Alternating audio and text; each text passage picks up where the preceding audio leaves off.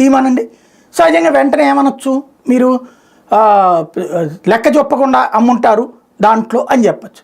కానీ ప్రైవేట్ దాంట్లో అది సాధ్యమవుతుంది, ప్రభుత్వం దాంట్లో సాధ్యమవుతుందా? లెక్క గట్టినే ఉంటుంది కదా. అదే దొరుకుంటే ఈ పాటి కూరుకునే వాళ్ళ వీళ్ళు వదిలిపెట్టరు కదా.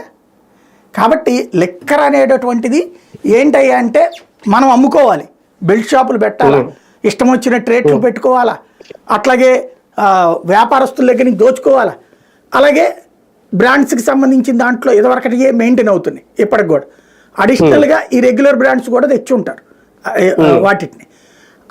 అవి సాగిపోతున్నాయి. వీటితో రోజుకి 3 బాటిల్ తాగుతున్నాడు మా ఆయన అని చెప్పి అమ్మల్ని అక్కల్ని తిడుతున్నారు లేడీస్.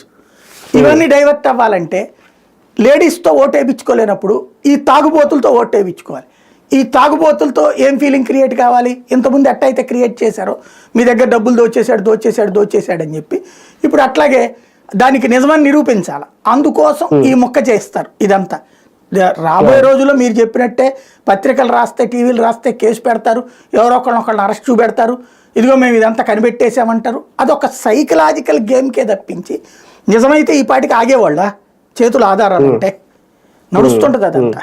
ఈడీ సిఐడి ఎంట్రీ అవ్వకుండా రాష్ట్ర ప్రభుత్వం నిర్ణయం తీసుకునే అవకాశం ఉంటుంది దీని మీద. సిట్టేశారు కదా, సిట్ ఇచ్చినటువంటి ఆధారాల ఆధారంగా తర్వాత ఏదన్నా డబ్బులు వెళ్ళినట్టుంటే గనక అంటే ఇప్పుడు ప్రూఫ్స్ కూడా ఆ సిట్